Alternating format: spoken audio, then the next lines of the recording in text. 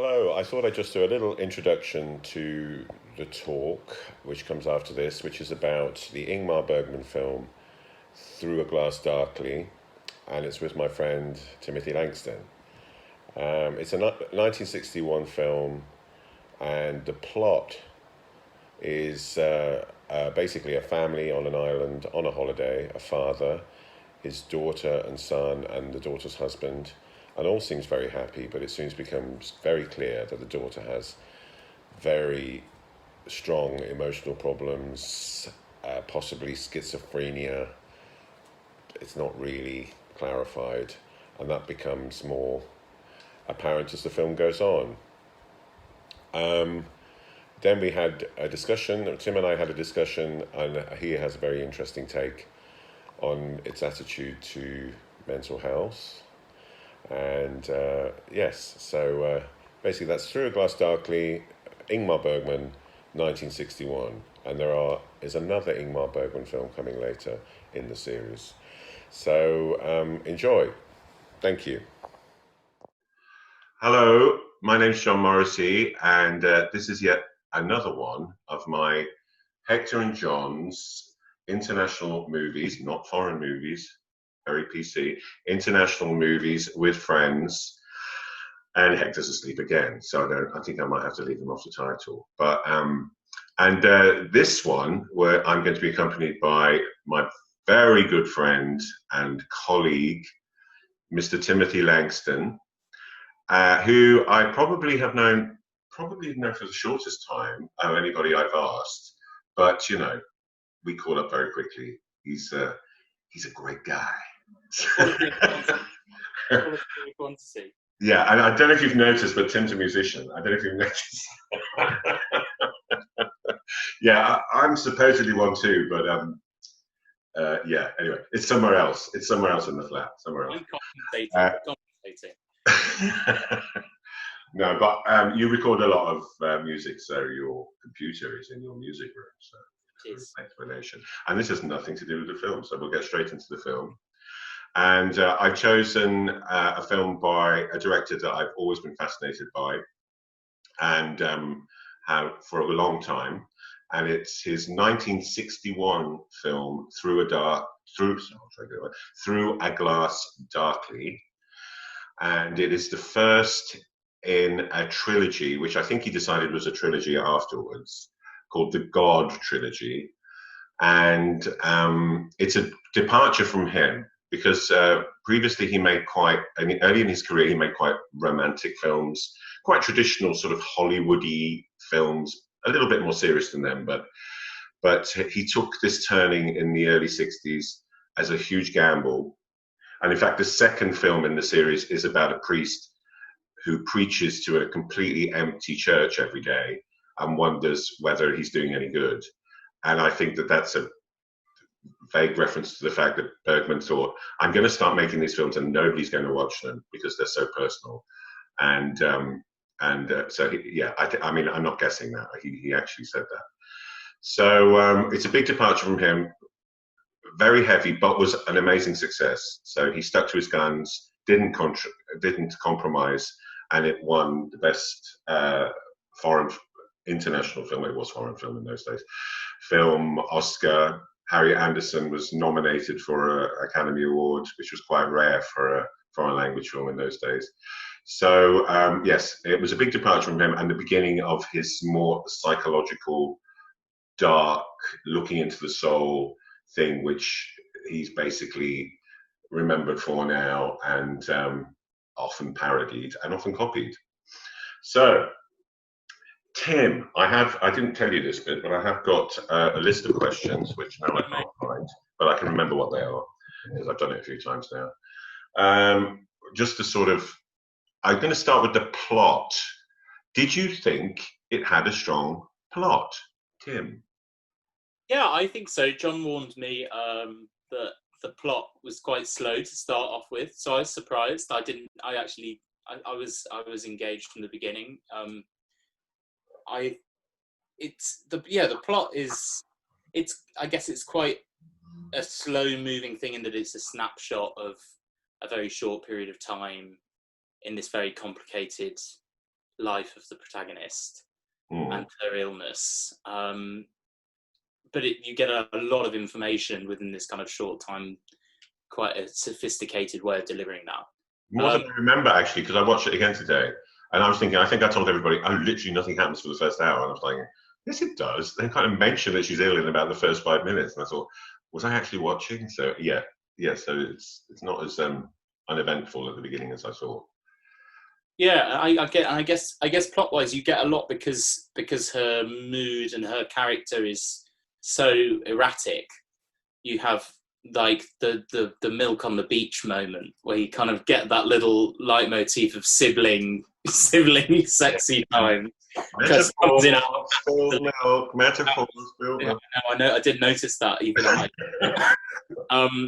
Yeah, no. So I thought I enjoyed the plot, and I thought it was just it was a very upsetting but very gripping kind of slide down into an episode, I suppose.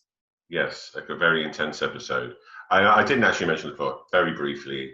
A family, a father, his daughter and son, and the daughter's husband are all on a sort of holiday. I think they're on holiday together in a sort of hut, and they all on superficially seem to get on very, very well. But it soon becomes clear that there is a problem with the daughter that is made gradually more clear as the film goes on, and it seems that she seems to be suffering from a non-determinate mental illness, which I think people have speculated is schizophrenia. But yeah, sort of psychosis, like definitely seems like a psychotic episode, doesn't it? Like, yeah, it's not a mental illness that I've ever come across in anyone else. I've never had anybody. That you know, John. Not yet. And doing what we do for a living, we would have done by now, surely. Yeah. So yeah, I think that bugged me the first time I watched it. Not this time, not the second time. But I kind of thought, what's wrong with her? And why don't they just be clear about it? I think these days, and I think if you were suffering from he says it's incurable. I thought that's cheery. Is that if you were suffering in those days from a mental illness and you went to see this film, it would have made you just despair. I mean, apart from the fact that you were watching somebody and you may have thought, well, I'm seeing, maybe an extreme version of myself up there, and that may have helped. But there's a certain depressingness around it in that it's referred to as incurable. She's obviously a problem. The husband seems to enjoy protecting her. I thought. I mean, get in the relationship where he kind of cuddles her like a little girl and says, and so I think he's getting off on that really, that she's vulnerable.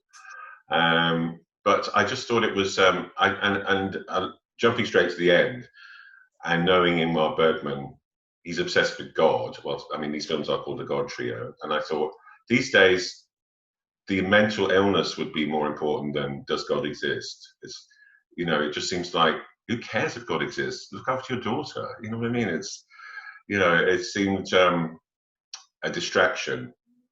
And I'm not just saying that I may have got that from another review because that was mentioned in another review. It seems like his main subject is God, and he seems to impose it on a lot of stories that maybe they should focus on what it's about.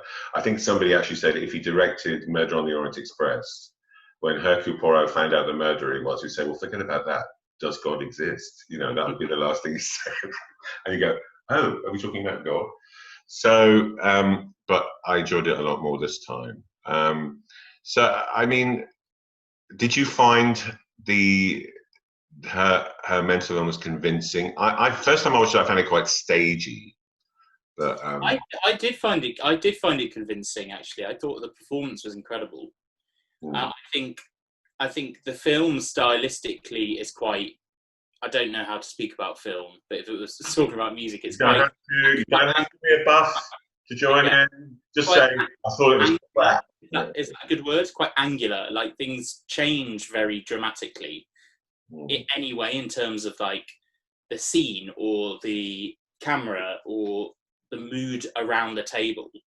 And so I felt like within that context, like her changes being so abrupt felt more familiar anyway. So it felt sort of stylized as well as being realistic. I didn't feel it this time. I think the first time, because because you don't know, you're happy for me to say you don't know much about Ingmar Bergman, and I kind of do know a bit more. He worked in the Stockholm National Theatre, I think I'm saying. So he was a theatre director for most of the year, and then in the summer or in the winter, he would, whenever the theatre's closed, he would direct a film, something that Woody Allen copied, but not with it, but definitely making one film a year, very like Ingmar Bergman. And he used the actors from the National Theatre, or the stage actors. But actually this time I didn't find it stage at all. I think I had that in my mind when I was watching it, first of all, and it's very like a play by Ibsen or a play by Chekhov. And I think his theatre work has definitely influenced it. Like the first act, you slowly find out there's a problem. Second act, the problem comes to a head. Third act, it sort of sorts itself out. And that's kind of like the perfect play. So that's I thought, well, it's more of a filmed play, really, than a film. But this time, I noticed his genius, really, in actually the mood he creates. And her, I mean, it's stunning. But actually, you notice things like, when she wakes up with one of her episodes next to her husband, and there's a light shining on her eye, and all you see is her eye. You probably don't remember that, and that must. So she's not, she's not giving a, oh, I'll just get up and do what I like. She's obviously got to get up and stay in that and keep the light on her eye as she moves. Yeah. And then she sort of looks at her watch and holds it up in front of the window, and in silhouette, and that. I'm sure that's not an accident. That's all planned by Ingmar Bergman, and it's really, really beautiful. And I got that the second time I watched it. I didn't really get it the first time. And just the lack of music and the lack and attention. It's kind of directed like a thriller, because there's a ghost in the house, but the ghost is her. I thought the use of music was really interesting, and I tried to work out. It took me a while to realise the absence of music. I think, especially because it's framed by that Bach prelude. Yeah. I thought that was really interesting, like the absence of music. That there was a sense of tension constantly. Yeah. Which I guess is why when she kind of went into a different emotional or mental space, it felt very natural, because that tension. Creepy music underneath, like she was going to stab someone or something. No. I saw an interview with her. There's a really good interview, if you want to watch it later. If you want to watch it, folks who don't know me, who are watching this, the people who don't exist, of Harriet Anderson talking about it, I think about 2 years ago, and she's 88 now, but she's talking about making the film. And she talks about, oh God, what was I going to say? But I mean, she talks about a lot of things. It's really interesting. She also talks about what fun they had. I mean, everybody who works on an Ingmar Bergman film, the first thing they say is there were an awful lot of jokes and messing around. And like, they ask her a lot of questions like, was it difficult to play this role? I remember what I was going to say. Was it difficult to play this role? Were you in a constant state of angst? And she went, no, I loved it. I think she was in her late 20s or something, and possibly older, and she looked younger. And she was given this amazing role. She told him she didn't think she could do it, and he went, "Don't give me that shit." She actually says that. And they had this lovely time on the island, and there's lots of clips of her skipping around and dancing with Max von Sydow, and obviously having a whale of a time, because she's an actress. He didn't hire. Excuse me, I'm going to hire somebody with schizophrenia to be a much. She doesn't have schizophrenia. She went to, this is what I meant to, she went to a mental hospital. I mean, can we say that now? It sounds horrible, that phrase. She talks about it. She says, I went to this mental hospital, but when she said it, I thought, that sounds so horrible. You can just imagine people going, "Rah!" like that, chained to the wall. What would they call it these days? Like a psychiatric unit, maybe? It's not much better, is it?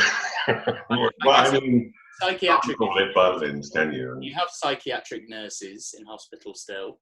Psychiatric unit sounds a bit better. I think the word mental is the one that, like, it's all mad. Like, those words are kind of mental. I mean, it's just so damning, isn't it? It's like, you're mental. And so she said she went to in a way horrible. If I was one of the patients, I'd have told her to go fuck herself. Pardon my French. Oh, I'm an actress. I've come to study you. Yeah, up yours. I thought it was a really sensitive portrayal though. In like, because the nature of her character is that everything was real. There was no playing mad, because the element. Because she said to one of the nurses. Sorry, Tim. She said to one of the nurses, "How do you know?" Because she was specifically interested in patients who hear voices, because she hears voices, and she says, "How do you know when they're hearing voices?" She says, "We don't. They tell us afterwards. We don't see it." And so she never goes, "Yes, no, yes, no." She's just got this completely blank face, and it's more the camera that tells you something's going on, because there's one particular scene when she has our last episode when she's packing the case. And she gets rid of the husband, doesn't she, by pretending that she needs something from another room. And she doesn't change her expression at all, but the camera just goes like, you think, ooh, ooh, ooh, something's going on.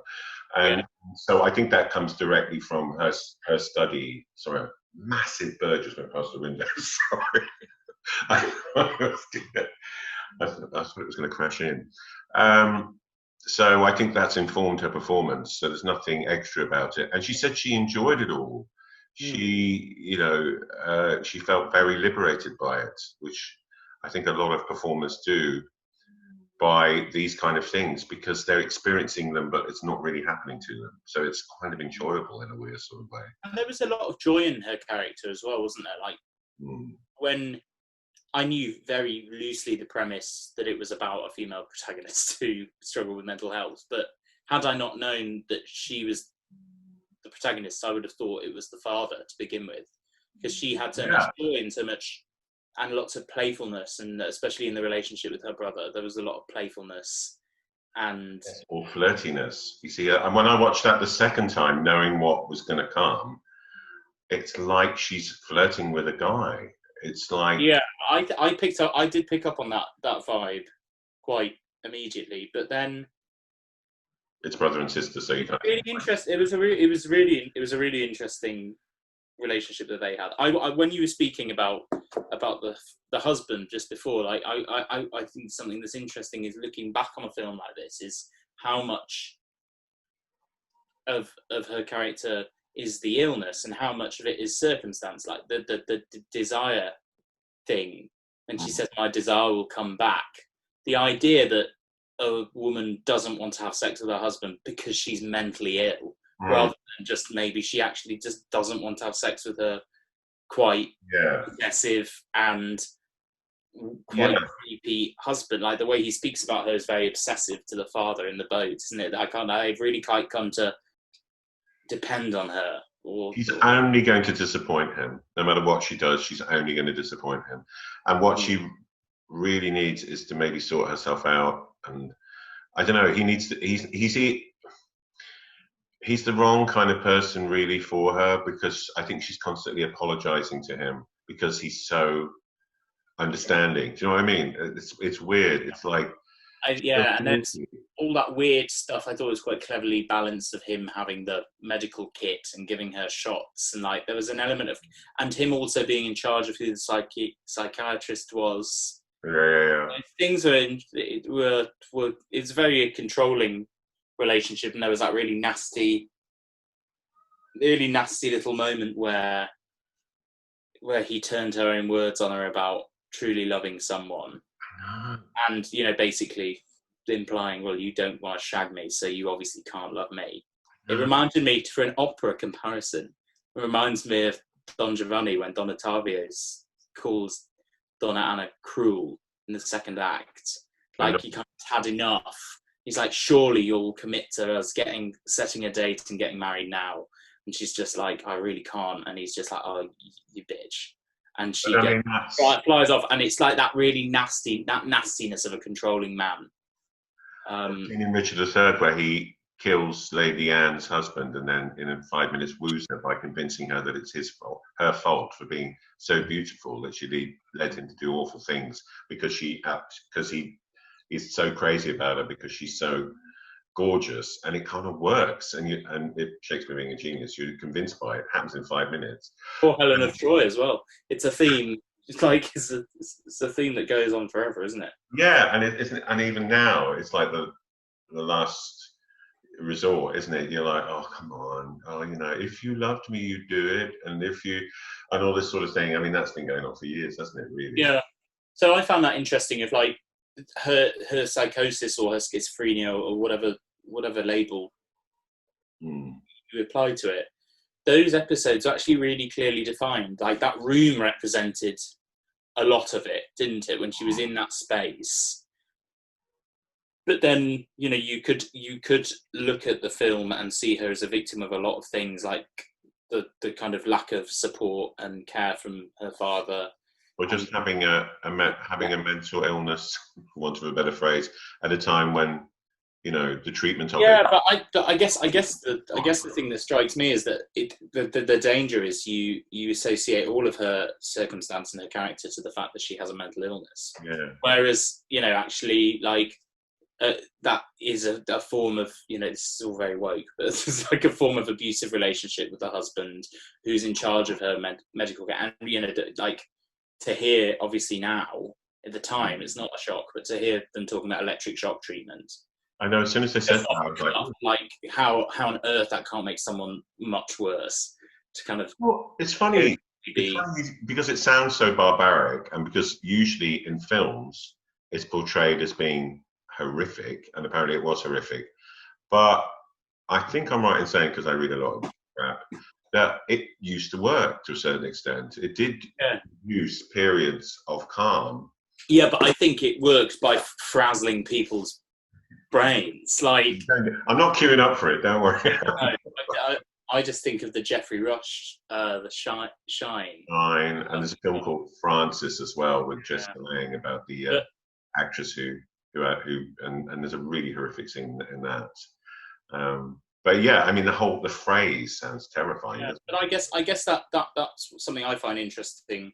Now we're talking about it and unpicking it. Is like you could say, well, the relationship with her husband, that has got nothing to do with her mental illness. Really, that has something to do with his dependency on being in control of her, and even the relationship with her brother. He's a young man discovering his sexuality, finding that difficult with a very attractive sister in isolation. Like, to put that all onto a mental illness, like when he describes, I thought that was interesting how he almost starts using her language to justify the fact that they'd had this unseen but quite clearly hinted. What, the scene in the boat? Yeah, like I guess. I haven't seen the film. Basically, it's not made clear in the film, but she pulls him towards her. Basically, she's having an episode in this boat, and he finds her in the rain, and the whole thing is wet.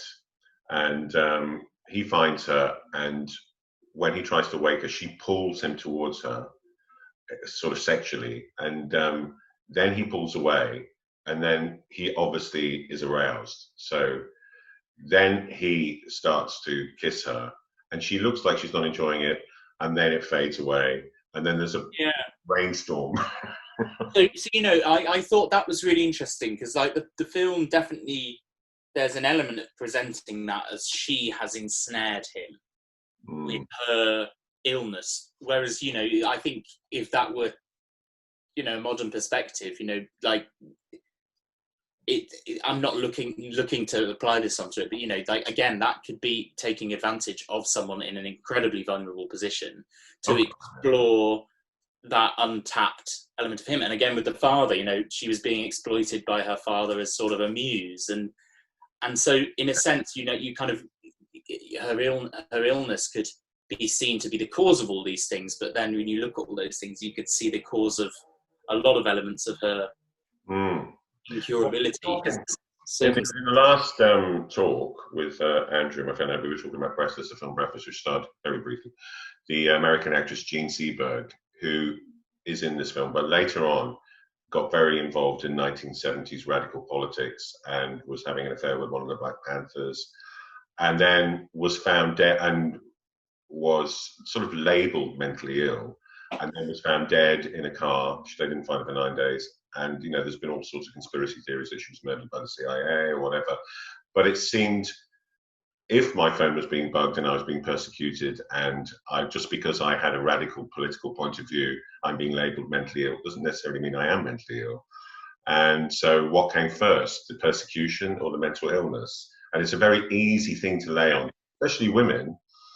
Women are supposed to behave a certain way, especially in the 60s and the 50s, before, Women's Lib or Jermaine Greer or all these people.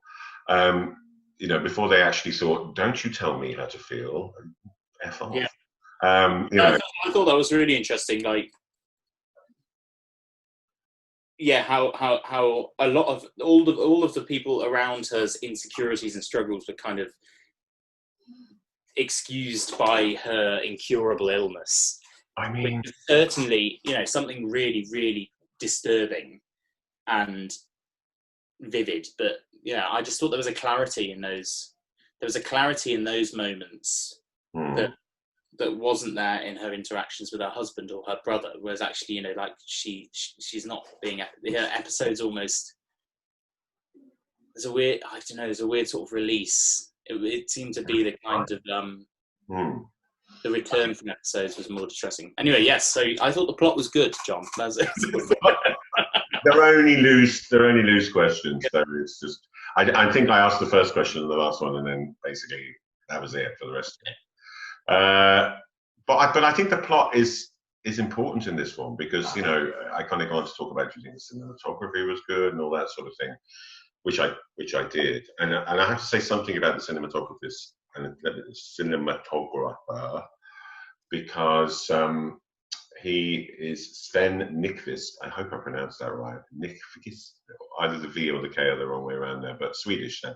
He started working with Ingmar Bergman. This may have been his first film, and basically Woody Allen went on to use him, and he photographed crimes and misdemeanors, celebrity, and he went on to have a Hollywood career because of his work with Ingmar Bergman. And the second time around, I really appreciated the beauty of the shots, the beauty of that island, that was the first time he ever made a film on that island. It turns up a lot in his later films. And he ended up living on that island till the day he died, on his own. And the only way to get there is by ferry or helicopter. So, cheery times. But I thought the cinematography was beautiful, and the way that it served the drama of it. Absolutely. This, especially quite modern, actually, for those times when she's having that last episode and the door's opened and something's come out which we can't see, which we turn out, she tells us it's a big spider. The camera seems to follow her face around in a sort of documentary fashion, which was quite radical at the time. And it goes from being this kind of quite framed. Hector's woken up, so he's making a lot of noise or something. It goes from this kind of framed stage thing, and then suddenly it's following her like this, and I just thought that was absolutely genius because it made it seem very real, like whoever was filming it wasn't expecting it to happen. Yes. Yeah. And I found that really dramatic. So I thought it was amazing. I mean, did you see that? I didn't. I saw it more the second time. Well, I would never observe it in that way, but I did feel that there was because it's not terminology that I've. Yeah. Which is fine. I did tell Ruth Mulholland. I thought there was a real drama to the location, and I thought it was beautifully filmed. Yeah. A real sense of this world that they were in. Totally. And we actually skipped over, because I went on to the next question, the plot, what happens with the brother. Because Harriet Anderson in this discussion, she says, well, what about the scene on the boat? Somebody asked her a question. She says, "Oh, where I raped my brother." She actually says that in the. So that's obviously her take on it. It's not necessarily true because if you watch the film, it's ambiguous. But as far as she's concerned, that's what happened, and so that made me think that's why she suddenly decides at the end.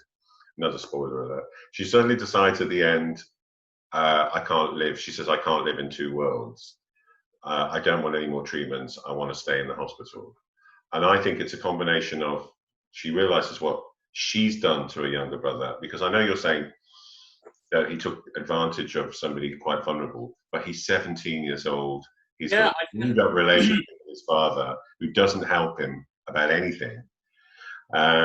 And so, you know, you can't help feeling a little bit, and she feels sorry for him. She doesn't blame him. yeah, I find that very like a really interesting situation. I think they're both as vulnerable as each other, and both as guilty. I definitely don't think the word rape is a simple enough term to describe what either of them did. It's almost like they kind of raped each other.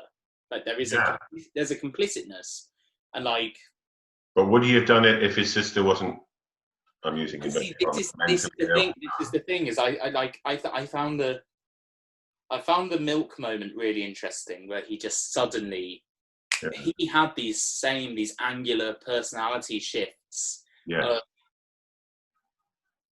When he went into that, you know, she wasn't touching or hugging or kissing him in that moment, was it?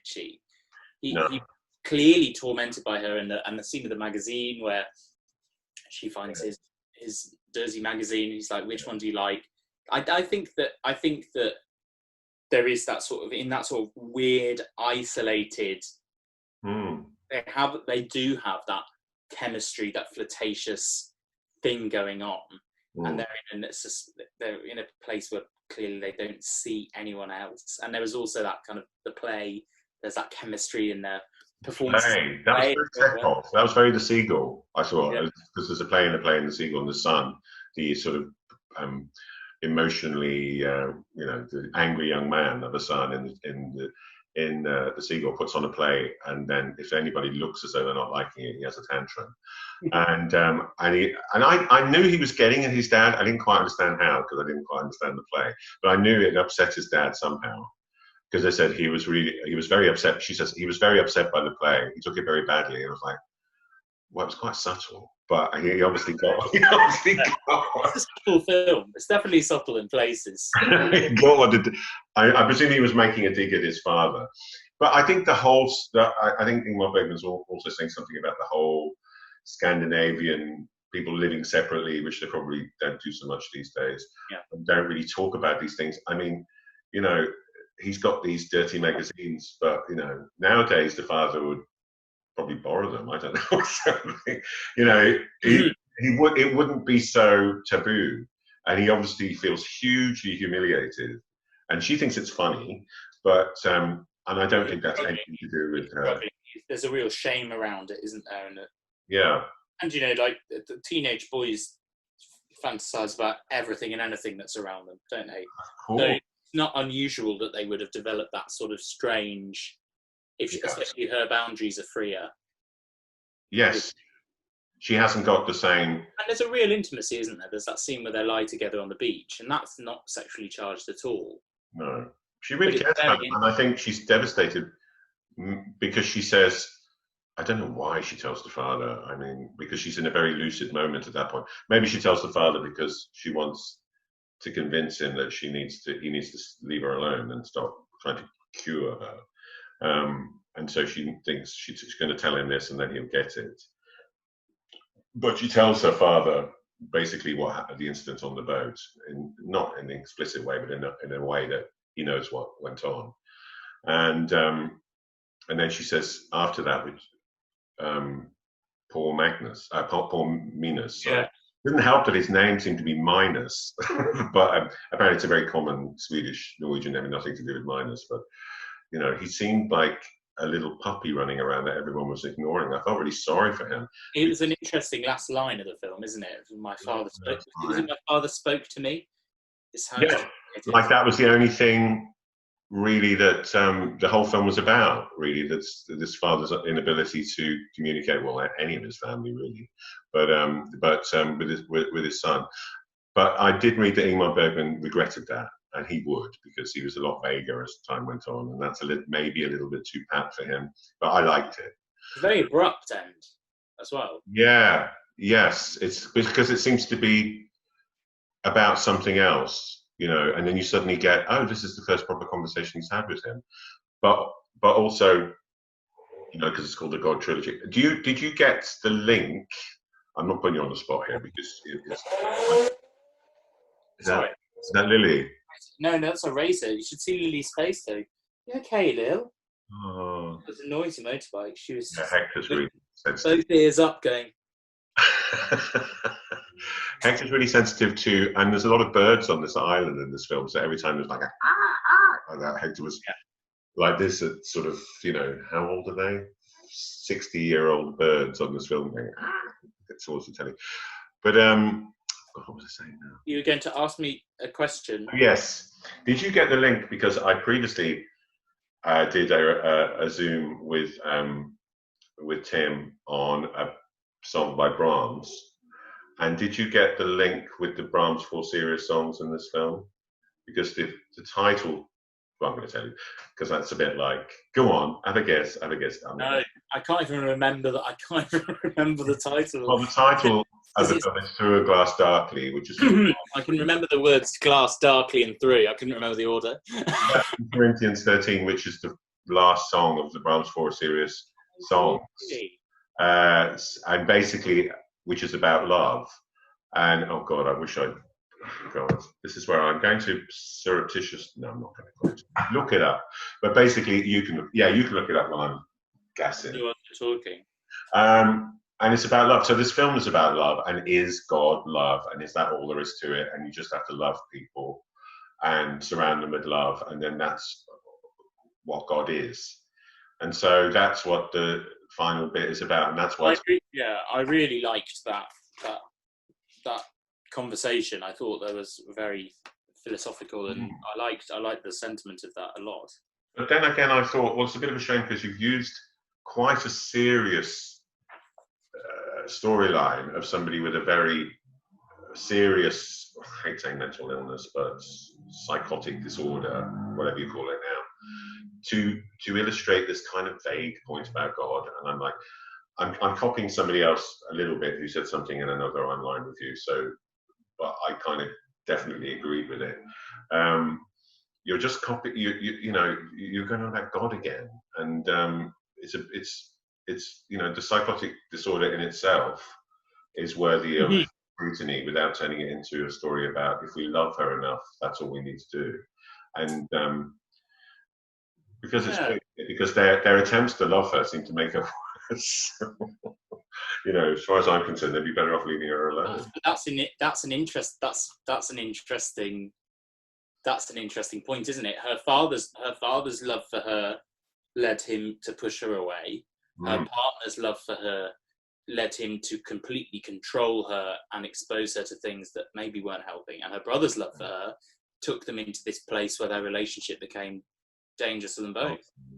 But you know what? I was like, if I was, and I really like the fact that the father didn't go, oh, that's so disgusting, get off my island, I never want to see you again. Because this is Ingmar Bergman land, and there's a huge humanity and a huge understanding. And if I had kids and that had happened under those circumstances, I would just say, look, guys, I left you alone. She's, in trouble. You're 17. Let's move on. No. So I think a quote, John. Yeah. So in German, wir sehen jetzt durch einen Spiegel in einem dunklen Worte. We see now in obscure words through a mirror. So I'm guessing that's your dark. Yeah, through a dark glass. And that says, then it goes on to say, roughly in English. The title is As in a Mirror, so that's the King James Bible translation. Now I discern it piece by piece, but then I shall discern it just as I am discerned. But now faith, hope, love remain, these three, but love is the greatest among them. And that's how the 4 serious songs end. So that's a weird coincidence because I hadn't talked about that before. So that's the title of the film. That's his subject. Is God love? He goes on to talk about is love something else in the later films, but I think this film is about love really, and not really about her schizophrenia.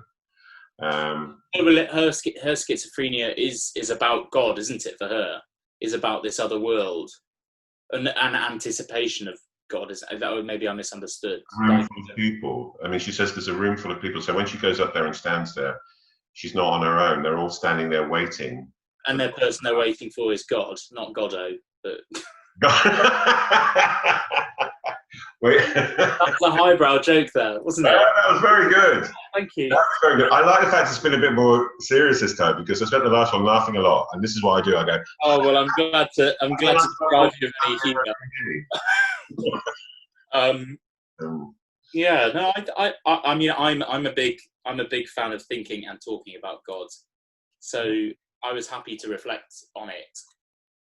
I thought there was something empowering about and quite moving about the father's view of love, and I guess I felt like by the end of the film it was more about his story than about her, which is the big revelation that her mother had it. Which we didn't know.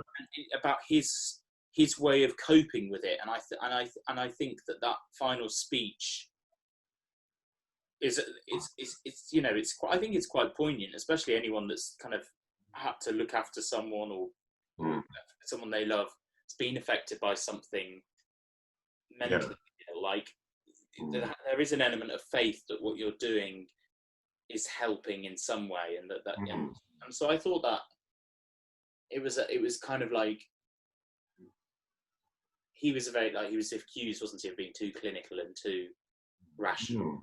But I thought the husband was far more clinical and rational. Yeah, I think he was a writer, so he had more insight into human beings. So when he says to the husband on the boat something like, "You want to kill her," and he went, "I would never do that. You would do that." Yeah, I think he struck a nerve because he just knows, look, you're a human being, and she probably drives you crazy sometimes, So I'm a writer, so I'm going to say that because I'm exploring human beings. But you're a doctor, so you're not going to think that way. Does it make you a worse person for saying it? Well, no. If it's true, it's not like you're going to kill her. It's just oh God, he's just trying to have a real conversation with him about it. I think on that boat, I love that scene on the boat. Actually, I thought it was interesting how it switched because he started to sort of be very accusatory towards the father about her finding the book. She finds his book and realizes about her, and he describes her illness as being incurable, which I think is another reason why she decides to leave. But the father just sticks to his guns and slightly turns the tables and says, well, you're just not being honest about what's going on here, and so, I mean, I think that's what makes Ingmar Bergman great. I do get a little bit annoyed about, oh God, here we are, the metaphor of God, if you watch any more of his films, God turns up eventually. There's always a dream or. I suppose was he a religious man? That's a good question. Because presumably, if that's the prism through which he sees everything in his life, it can't not be there. Yeah, so I've watched a few because I've always been fascinated by him through Woody Allen. It's amazing how you pick up. I picked up a lot of my artistic interest through David Bowie and also Woody Allen as well.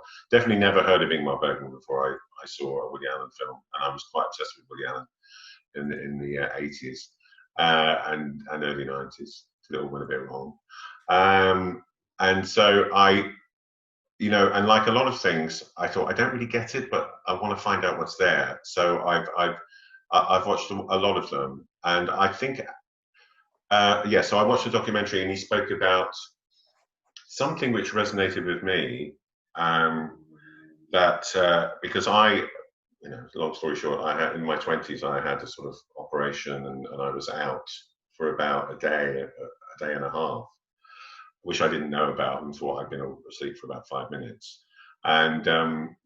And then when I woke up, I remember thinking, oh, is that what being dead's like? Oh, it's not that bad, because I didn't even know it was happening. So, and he says exactly the same thing in an interview, that he had an abscess and something, and he was out for 8 hours of his life. He says, 8 hours of my life I was not present for. And he said that it comforted him because he thought, well, there's just nothing afterwards, and it's just not painful. It's just like giving, an anesthetic. But then when his wife died, he changed his mind and he said, "Oh no, that was a synthetic death. That was a synthetic death brought on by chemicals, and he's convinced that his wife is with him." on Pharaoh. That's So, that's really interesting, because I think what is telling in the father's speech at the end is he's a man who is brutally rational and yet then displays a sort of desperate need to believe that the presence of love is enough to have a faith in the presence of something big. And actually, I quite like the idea in general that you know, what people call God is probably love. Their experience of, you know, being able to find love for themselves and love for those around them, as I believe it in something that's more powerful and more nebulous than their own sense of personality. And yeah, like there was a desperation in that final speech that he must believe that, despite all of the kind of clinical analysis. and he must communicate it to his son, because I think when instead of going, "You little pervert, get off my island, I don't want to see you again," I think he thinks, I'm in some way, maybe I think because there's a big close-up of him when he realizes it's all about his reaction. And then I think he tries to follow his son and the son runs away. And I think he realizes, I need to help. I need to do something here. I need to tell him what I really feel. Yeah. And I think he's actually talking about the love part to his son as well. You know, his daughter. Yeah, definitely.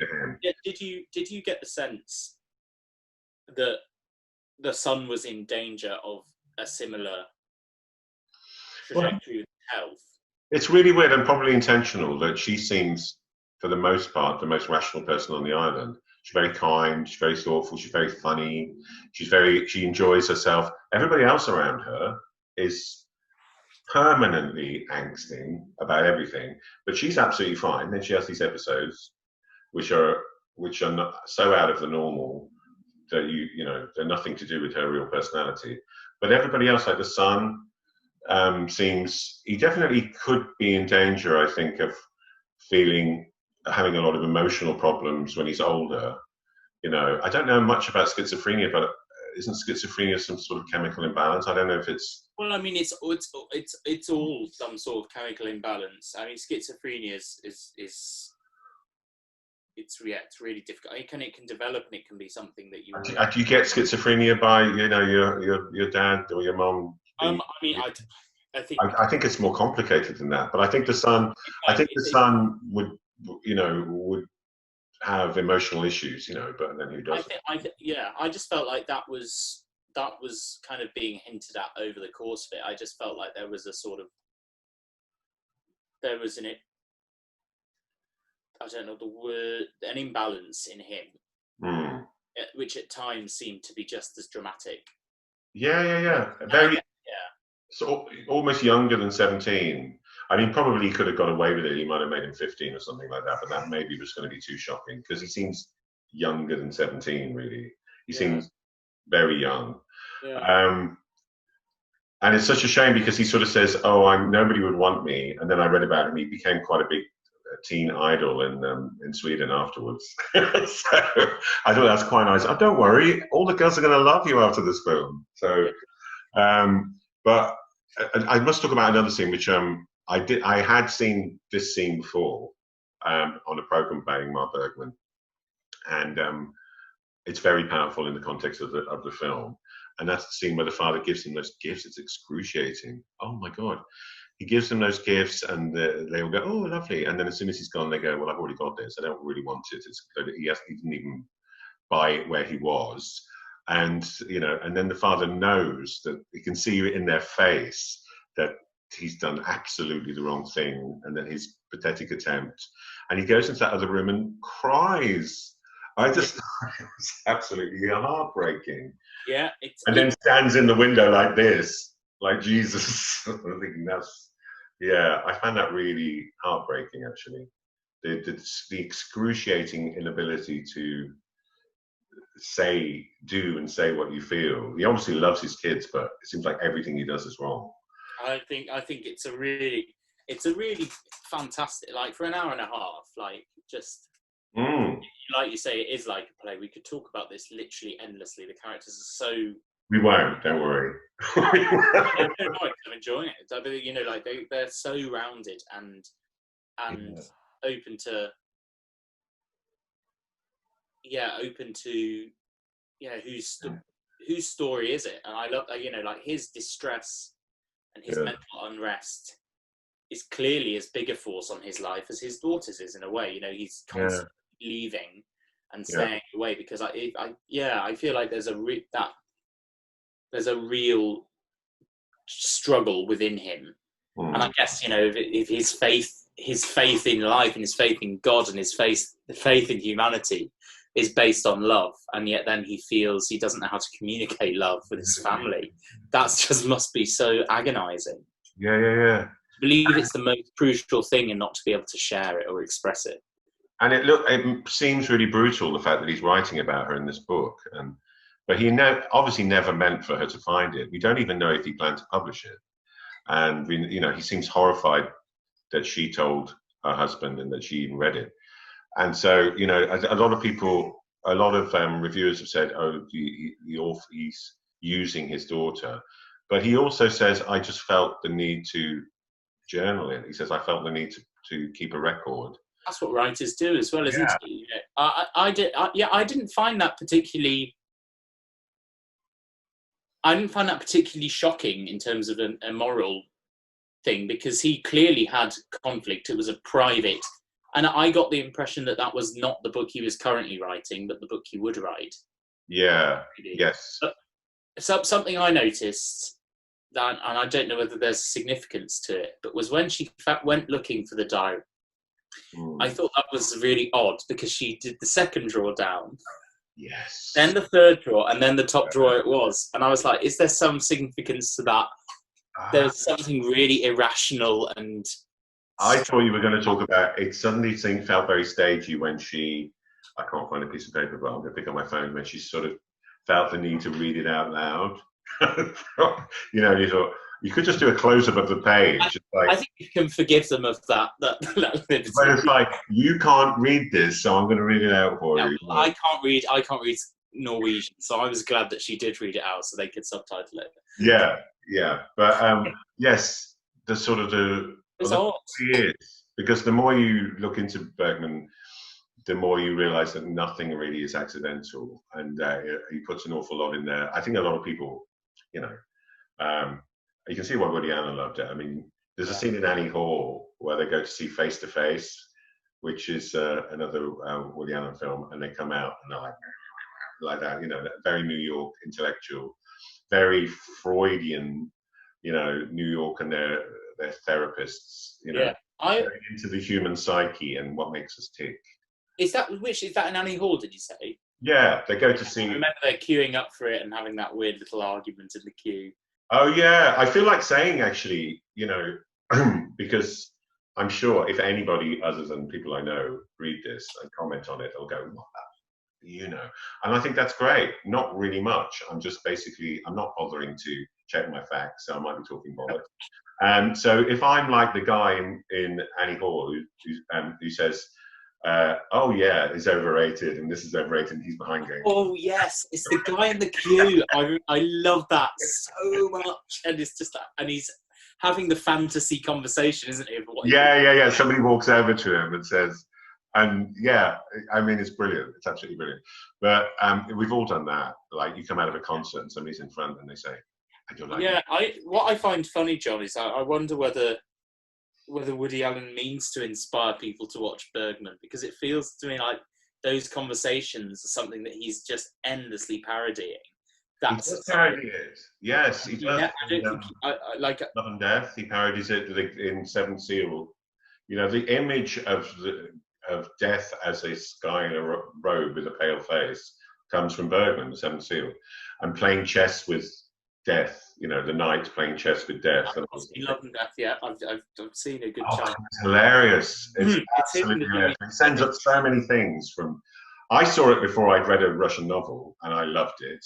But now I love it even more, because you can see Anna Karenina and all these things, and him, you know, and shall we divide his letters? You take the consonants, I'll take the vowels. That sort of joke goes all the way through it. It's absolutely brilliant. So I definitely recommend it. But yeah, and also he made a very Bergman-y film called Interiors. Even the title. I think I've seen Interiors. Have you seen Interiors? That's so Bergman-esque. Those people are behaving like Swedish people in a Bergman. No, I've not seen Interiors. I've seen September, but it's a similar sort of vibe and period, right? Similar sort of, yes, and that's very Autumn Sonata. Yeah. It's like almost like a remake of Autumn Sonata, which is a Bergman film. But Interiors, I mean, you see all these women living in New York, and their hair is pulled back like a Swedish actress, and they're wearing their polo necks, you know, and the dialogue is like, do people really speak like that in America anywhere?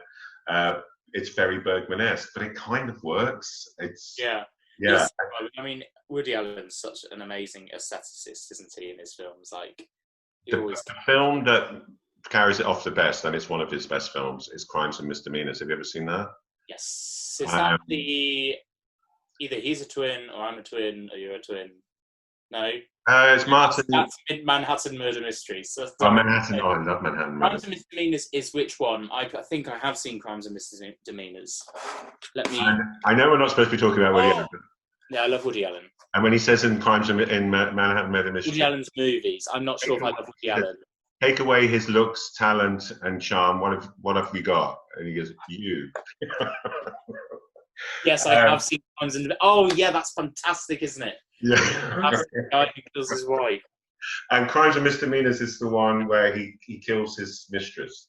Yes. Yeah. It's got Schubert, a lot of Schubert in it. So it's got very Bergman-esque storyline. At the same time, it's got a storyline, quite a funny storyline with Woody Allen in it. So he kind of plays the two, the Woody Allen, the usual, give him the comedy, and then have this incredibly Bergman-esque guy. Is killing this woman justified? Because if everybody, all these people are going to be hurt by finding him, she's threatening to blow the whistle.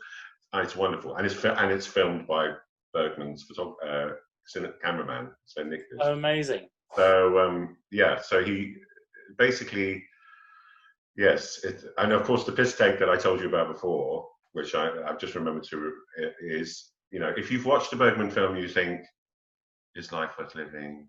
Oh my God, I'm staring into the abyss. Watch French and Saunders Take the Piss, because it's so brilliant. So brilliant. They have the roll neck jumpers, they have the black and white, they're in a hut somewhere on an island. Jennifer Saunders got her hair in a scarf. They're talking about, that line, are you having a crisis of faith? No, I'm just out of tea bags. I mean, it's, you kind of think, yeah, it's not to be taken massively seriously, really. It's pretty good. Well, I mean, that's a terrible thing to say, because it is to be taken seriously, but... No, but I don't know, I think that, like you say, they had fun making it. Like, these things are... They're not sorry for yawning. That's okay. You yawn through your own YouTube clips. I do. Talking about my biggest passions. In all fairness, I was up very late last night. Oh, I know. Yes, I know. You must have. We won't go into that part, but this must be a bit of an extension of all that. The mental health. Mental health. Extravaganza. Yeah. But Ingmar Bergman's very, people who know him say he's incredibly funny, incredibly warm. Yeah, I thought there was a lot of humour in it, in a very kind of dark way. I really, really enjoyed it. Yeah, good. And this is the last question I usually ask, and that is, it's offered, this particular film out of the three, I think this and the third one, The Silence, are often listed in the best films ever made. And do you think it deserves its classic status? Yes, yeah. I would definitely watch it again, and I'm going to watch the next two. I really like. Winter Light will challenge you. Almost nothing happens, and it's so makes through a glass darkly look like Mamma Mia. Yeah. the thing I'll say before we finish is that John knows I don't watch films often at all. I really don't. But if all films were like this, I would be much more happy to watch them. Yes, because you probably think they're quite trivial on the whole. And the reason why I asked you is because I don't know if you noticed this, but Tim is, not quite as old as I am, quite. And also, he's from a generation that have a much healthier attitude towards mental health than my generation, or even the generation in the middle. And I find that incredibly healthy. So I was quite interested when I saw this film. First of all, I thought, oh God, he's not going to recognize this as any kind of mental health problem that anybody's ever had. And now I don't think that watching it again. I think it's actually. Yeah, no, I think so. So I'm happy to speak about it. You don't have to speak about yourself, Tim. I'm not. I can't help it, mate. Yeah, I've had issues with mental health and OCD. Have I? And I wish if you saw my flat, you'd say no, you don't have OCD. No, sadly, my OCD doesn't extend to my music room. It just means that I drive myself crazy compulsively thinking. But the reason I bring it up is because when I spoke to psychiatric professionals, they were concerned that there's a point at which the OCD could become psychosis, and these compulsive thoughts, which we all have to some extent, when they and for a lot of people, they get out of hand. And there's a thing that people now call pure O. It's not really a medical thing. It's a sort of subcategory of OCD. It's where you don't have any visible compulsions. So you don't clean, you don't wash your hands, you don't obsessively line things up. But what your compulsion is the way in which you engage with unwanted thoughts, and they kind of circle, and that can transform. Those thoughts can really easily transform. They get to a point where you no longer have any sort of filter about determining which are. Lily, I'm going to need to run and get my dog. Please don't tell me you're going to get mugged on camera. At least we got evidence. Oh, John. Lily. What's that? What happened? So here's a comic ending for your video. So I made a 7-tiered cake yesterday, which Lily has just pulled off the counter. Are you joking me? In all fairness, I've had two pieces of it today already, and this will stop me eating it. Oh, it's a rainbow cake. I made a was this a present for Jen when she gets in? No, we'd already cut it, so it was only half a cake. But yeah, we had made a pride cake. Luckily, my dog is so small he can't get on anything. Yeah, so Lily can open the fridge almost. You know, she's still enough. Lily's adorable. I mean, he can scrape it up. Cake's cake. It's fine. I'll just have to finish it off now. But no, we had I'm going to keep that in. We had a real moment when you kind of left the room. That's kind of very Woody Allen. Woody Allen does this a lot in his films. Don't worry, I am wrapping up. But you know, some directors, they follow you out the room, they come back and it's on your face and everything. Woody Allen's really good for, you know, you just have a room and then somebody comes in and then they go out, and sometimes the room's empty, and then and that was one of those moments when you just left, because I was contemplating God. Is God a spider? Do you know what? If I would have, when she reacts like that, when she thinks God's a spider, if I'd seen a real spider, I'd have reacted like that. Never mind God as a spider. Yeah. No, it's brilliant. But yeah, no, I think it's really interesting, and it is interesting looking at it through a different kind of generational perspective, even though definitely. And I'm starting to wonder whether the word healthy is a good word for how my generation views mental health, because I wonder whether sometimes the labeling and the obsessing about, well, this is that or this, and the categorizing, I think the fact that there's a conversation is really good, but I almost feel that the labeling makes it kind of does the same thing. It pushes it to the side. You don't have to deal with it. Yeah, exactly. Yeah. Bad, you know, my father died in 2013, and I thought I was going crazy, but actually I was fine, and it was just your father just died, so that's not good. Yeah, I think in terms of her, I thought it was incredibly.